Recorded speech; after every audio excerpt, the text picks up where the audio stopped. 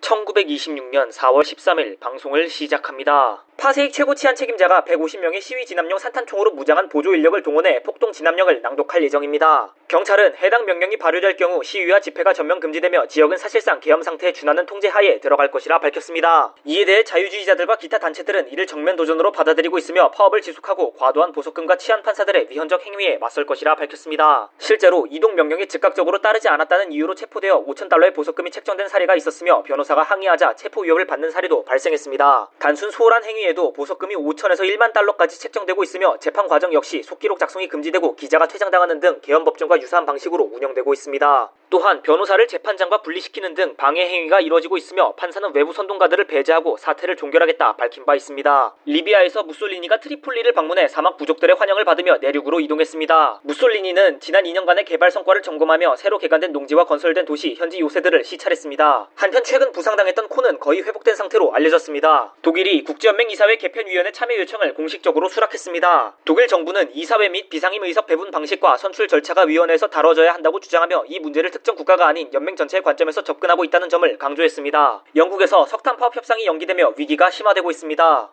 광부 측은 인간적인 생활을 유지할 수 있는 임금 보장을 요구하며 전국 단위 협상을 재차 강조했습니다. 또한 주 6일 노동을 5일로 줄이는 방안에 대해서도 반대 입장을 밝혔습니다. 석탄 보조급 지급 중단까지 17일이 남은 상황에서 합의가 결렬될 경우 다른 대형 노조가 참여하는 총파업으로 확산될 가능성도 제기되고 있습니다. 다만 협상 가능성은 완전히 닫히지 않았으며 정부 개입 여지도 남아있습니다. 한편 광부 측 강경파 지도부는 국제운수노동자연맹으로부터 전면 지원을 약속받았다고 밝히며 국제노동운동으로 확산될 가능성도 나타나고 있습니다. 독일과 소련이 기존의 라팔로 협정을 로카르노 체제에 맞게 재협상 중입니다. 해당 계획은 프랑스, 영국, 이탈리아에 통보되었습니다. 소련은 로카르노 체제에 대해 일관되게 적대적 입장을 취해왔으며 독일과의 관계 강화를 통해 이를 타개하려는 의도도 있는 것으로 보입니다. 독일은 조약이 로카르노에 해가 되지 않을 것이라 주장하고 있으나 국내 구구 민족주의 세력의 영향으로 장기적으로 군사동맹으로 발전할 가능성이 거론되고 있습니다. 특히 국제연맹 가입이 좌절된 이후 이런 주장이 더욱 힘을 얻고 있습니다. 한편 독소 무역 계획을 검토하던 위원회가 미국이 대소 수출 금융 지원을 거부하며 활동을 중단했고 이 여파로 독일 중소기업 주식이 큰 타격을 입었습니다. 쿠바 합병철도가 기존 노동협약을 이행하지 않을 경우 철도 노조는 내일 6시부터 총파업에 돌입할 예정이라 밝혔습니다. 카마구에이 지역 노동자들은 끝까지 투쟁할 의지를 보이고 있으며 회사 측이 시간을 끌고 있다고 주장했습니다. 이번 파업은 약 6만 명의 노동자에게 영향을 줄 것으로 보입니다. 회사 측은 타협을 거부하고 있으며 카마구에이 주지사와 대통령은 노동자를 지지하고 있습니다. 하지만 정부가 열차 운행을 직접 유지할지는 아직 불확실합니다. 노조는 전국 단위 연대 파업을 요청했으며 운송 노동자들의 참여 가능성도 제기되고 있습니다. 독일에서 독재체제 수립을 지지하는 민족주의 세력의 통합 움직임이 가속되고 있습니다. 철모단, 청년 독일단, 베어볼프 등이 조국 단체 연합을 중심으로 하나의 조직으로 결합하려 하고 있습니다. 이들은 황실 권위 복구와 독재체제 수립을 목표로 하고 있으며 현재 내각을 직접 겨냥하지는 않지만 내각 붕괴 이후 발생할 것으로 예상되는 총선을 노리고 있습니다. 전 미국 재무장관이자 현 AT&T 임원이 제네바 준비 경제회의 참석을 위해 출항했습니다. 미국 측 참가자는 해당 회의의 참가자들은 정부의 공식 대표가 아니라 강조했습니다. 중국에서 상하이 상공회의소가 서명한 광고가 발표되며 중국인들의 평등 요구가 강해질 전망입니다.